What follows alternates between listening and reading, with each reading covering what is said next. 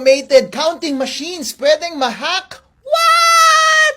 Alright, kinasuhan ako ng COMELEC dahil sa isang video kung saan pinag-uusapan ko yung kahinaan ng automated counting machines or ACM at pwede ba silang ma-hack? Ito po si Attorney Harold Respicio at kinasuhan ako ng COMELEC at ipapadisbar din daw nila ako at tatanggalin din daw yung lisensya ko bilang CPA mula sa PRC. Wow! Nakakatakot, alright? Yung video na yon na sinasabi nila ay pinatanggal na nila mula sa Facebook. So, hindi nyo ma-access. So, pag-uusapan natin ngayong araw na ito kung ano yung laman ng video na iyon. Alright. Ako bilang abogado, ay isa rin akong IT expert kasi bago ako naging abogado ay isa akong CPA. Nagtrabaho ako sa Deloitte, ang #1 auditing firm sa buong mundo. At ang expertise ko was information systems audit. Kaya alam ko ang lahat ng mga bagay na yan. Marunong akong mag-code at marunong akong mag-hack. Ang trabaho ko before was tignan yung mga kahinaan ng mga computer systems at sasabihin ko, "Hoy, pwedeng i-hack ito, baka gusto mong ayusin." Actually, dun sa video na yon sinabi ko lang na, "Hoy, COMELEC, merong kahinaan itong automated counting machines, baka gusto ninyong ayusin." So, Attorney Harold Respicio, ano ba yung sinasabi mong kahinaan doon sa video na yon? Ang sinabi ko was, sabi ko, kapag connected yung ACM sa internet bago mag-print ng election return, pwedeng ma-hack yung makina at madaya ang eleksyon. Wow, Attorney Harold Respicio, please explain. Ano ba ang proseso ng pagboboto gamit ang automated counting machine? So, ito po yung proseso. Ayon sa rules na inilabas ng COMELEC, yung automated counting machines ay nasa presinto on the day of elections. Yung automated counting machine na yon ay connected sa internet the whole day. At kapag boboto ka, ilalagay mo yung boto mo doon at bibilangin ng makina lahat ng boto. Pero yung pagbilang ng makina, para siyang nag-i-score ng basketball. Habang bumoboto ang mga tao, merong running score. Pero hindi katulad ng basketball, yung score doon sa loob ng voting machine na yon, hindi mo nakikita. Walang nakakakita.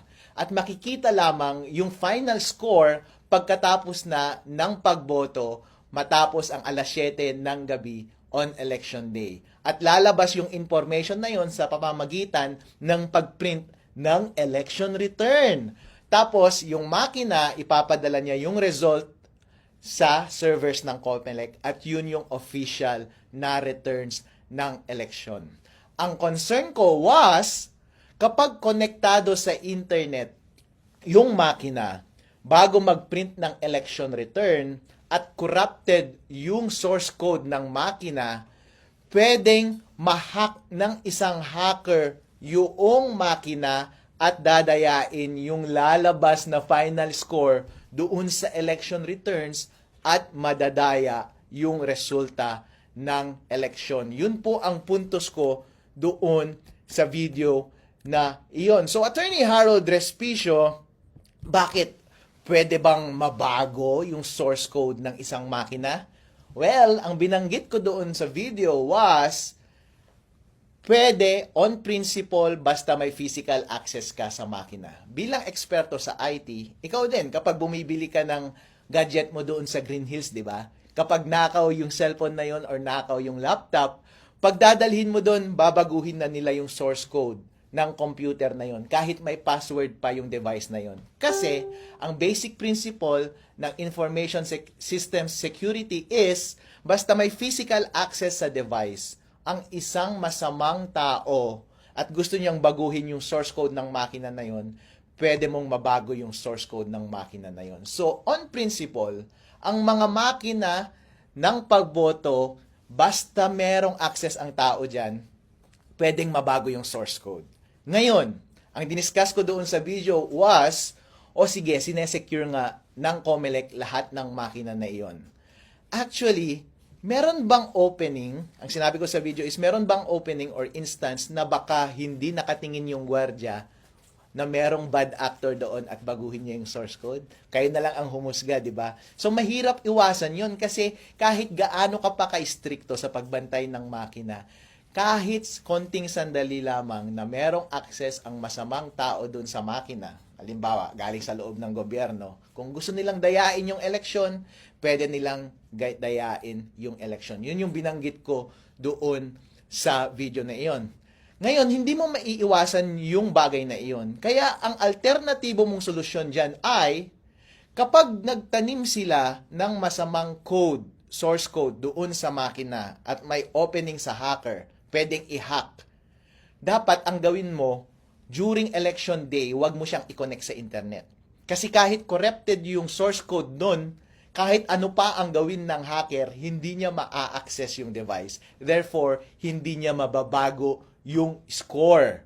And kapag hindi niya nabago yung score, ang lalabas na score ay yung tamang score sa makina at walang magagawa yung makina. Once i-connect mo na siya sa internet later at ipadala mo yung results sa server ng COMELEC, hindi mahirap nang dayahin yun kasi may kopya na lahat ng watcher ng totoong resulta ng eleksyon. Yun yung binabanggit ko na pwedeng opening doon sa video na iyon. Doon sa video na iyon, naging detailed ako sa pag-discuss ng teorya ng computer securities at paano i-take advantage yung kahinaan na yun doon sa sistema ng automated counting machine. So, nag-code ako doon, dinemo ko kung paano mo talaga siya gagawin code by code, line by line, at ginamit ko itong laptop ko para i-demo in actuality paano siya gagawin. Para, pag nakita ng COMELEC yung video na yun, oo nga no, o kaya nakita ng taong bayan yung video na yun, sasabihin nila, oo nga no, convincing yung explanation ni Harold. Pwede ngang mangyari. Ayusin nga natin to. Actually, yun yung purpose ng video na yun eh. Yun yung hope ko na sana maayos ng COMELEC yung rules nila. Kasi, ang simple lang siyang pwedeng ayusin. Walang mawawala sa atin. Ang gagawin lang ng COMELEC is, babaguhin niya lang yung rules niya kung paano natin i-handle yung ACM machines during election day. Kasi right now, may lunabas na rules ang ACM kung paano i-operate yung voting machine na yun on election day. At kapag babasahin mo yung rules, connected na siya sa internet on the whole day. And walang instruction doon na dapat hindi siya connected sa internet or dapat i-connect mo lang siya sa internet after mag-print ng election returns. Ang recommendation ko was, bilang eksperto, ay magdagdag ka lang ng isang linya doon sa rules mo, COMELEC, at sabihin mo doon na wag mong i-connect sa internet habang nagbobotohan at habang nagpiprint ka ng election return. At i-connect mo lang sa internet pag magsesend na ng data papunta sa server ng COMELEC. May masama ba dun? Walang masama dun. Walang mawawala sa COMELEC, walang mawawala sa botante ng tao kapag yun ang gagawin mo. Yun lamang ay isang expert advice ko para mapabuti yung sistema ng COMELEC. Napakadaling solusyon po, Chairman George Garcia, okay? So sabi ng COMELEC, Attorney Harold Respicio, bakit naman kasi hindi mo na lang sinulatan yung COMELEC para i-report yan, para mag-usap kayo ng COMELEC? Bakit mo pa inilabas sa public? Actually, sir, nilabas ko yung video na yon on the day na nag-demo yung COMELEC doon sa aming probinsya, sa Reyna Mercedes Isabela. Kasi tumatakbo rin akong vice mayor doon sa aming probinsya. And during demonstration, kinausap ko yung head ng COMELEC sa aming bayan. Tinanong ko siya about sa vulnerability na ito. Hindi niya masagot at dinismiss niya ako. Dismissive siya sa akin. Pinakausap niya sa akin yung provincial COMELEC. Tinanong ko siya, pinagalitan pa ako. Dinismiss niya ako at binabaliwala niya yung concern ko. So anong gagawin ko? Malamang kapag i-raise ko sa COMELEC, since ganun na yung attitude niyo COMELEC, wala na akong ibang choice. Kundi ibigay sa taong bayan yung impormasyon na yon at sila ang mismong magtutulak sa COMELEC na improve nila yung sistema nila. Alright? At sinasabi rin ng COMELEC ngayon, merong isang question na yang si Harold Respicio, nagkakalat lang yan ng masamang impormasyon, misinformation. Kasi kung nagsisinungaling yung voter machine natin, kung pwedeng ma-hack, meron namang randomized audit. So, tama, pwede kang mag-randomize audit. Pero ibig sabihin ba walang nangyaring dayaan? Totally, hindi. Kasi, kapag meron ako bilang hacker at may access ako dun sa automated counting machine, pwede kong piliin yung machine na pwede kong dayain. Pwede kong sabihin na itong mga makinang ito, wag nating dayain, pero yung makina number 1, 2, 3 dito sa precinct na to, dayain natin. Paano kapag dun sa randomized testing mo, ang itest mo ay yung mga makina na hindi nadaya? The only way na pwede mo lang masabi na totally na walang nangyaring dayaan sa election is itest mo lahat ng voting machine at isecure mo lahat ng resibo ng boto doon sa ballot box na yon. At dapat isa-isahin mo kung nagmamatch lahat ng ballot box at saka yung resulta ng boto. Since hindi ginagawa ng COMELEC, hindi nila pwedeng i-discount yung possibility na pwedeng madaya yung election. Yun yung point ko po doon sa video na iyon. Ang question pa sa akin ng media is, Attorney Harold, bakit ginamit mo ba yung doon sa video mo, ginamit mo ba yung code ng COMELEC, source code ng COMELEC? Hindi! Wala akong kopya ng source code ng COMELEC. Wala akong kopya ng firmware ng voting machines. Wala akong access sa voting machines. Hindi ko alam. Pero lahat kasi ng prinsipyo ng lahat ng information systems, katulad ng mga ACM, ay pare-pareho lamang yan. Ang dinemo ko lang doon ay, kapag ako ay isang eksperto, ganito ang pwedeng mangyari para maayos itong sistema ng COMELEC. So, dinemonstrate ko doon kung saan yung mahina na parte. Kapag ako yung masamang individual na gustong dayain yung makina, ipinakita ko doon kung paano mo talaga i-code. Gamit ang ibang source code, gamit ang ibang equipment, ang ginamit ko lang na equipment is yung laptop ko, hindi yung actual voting machine. Pero, ang prinsipyo ng pandaraya ng mga makina, ng pagmanipulate ng mga makina ay pare-pareho lamang. Yun lang yung dinademonstrate ko. In as much as pwede kong i-demonstrate sa kahit na kaninong tao yung mga vulnerability ng kahit na anong gadget. Pero hindi ako nagkaroon ng access sa source code ng COMELEC at yung firmware ng automated counting machines. So yun. At yun nga, pina-down na ng COMELEC yung dalawang video yon na nasa Facebook na nakapost. Ngayon ko lang na-realize na yun pala ang dahilan. Kasi sabi ng Facebook, sabi ko, bakit ninyo tinanggal itong mga videos na ito? Sabi ng Facebook sa akin, kasi may nag-report na nagva-violate ka daw ng batas. Sabi ko, freedom of speech yan. Kaya ako nagsasalita tungkol dito is gusto kong inform yung tao. Dahil kapakanan nila ito, demokrasya nila ito para sa integridad ng halalang 2025.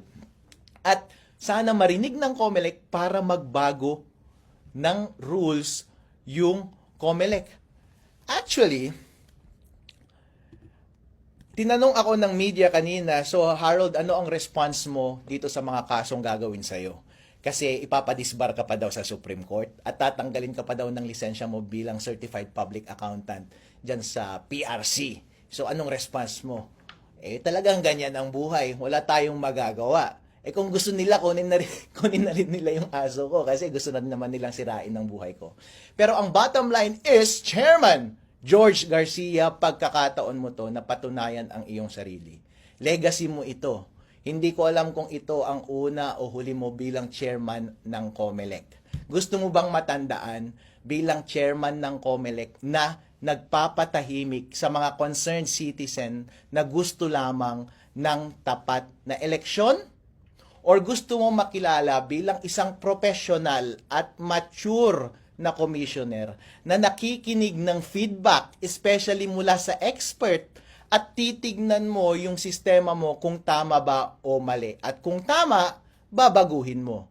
At kung hindi naman totoo yung sinasabi ni Attorney Harold Respicio, and then let the public judge for themselves. Dahil pinakamahalaga po lahat ang kalayaan ng tao na magsalita.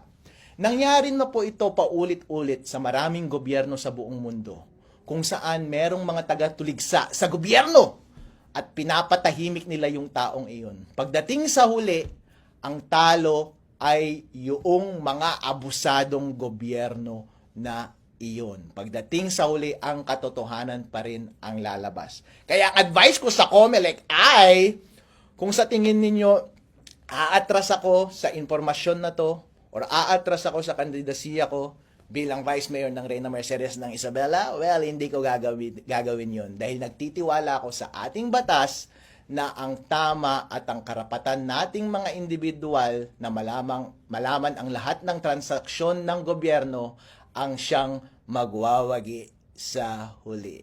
So, yan po. Ako po si Attorney Harold Respicio and this is The Respi Show!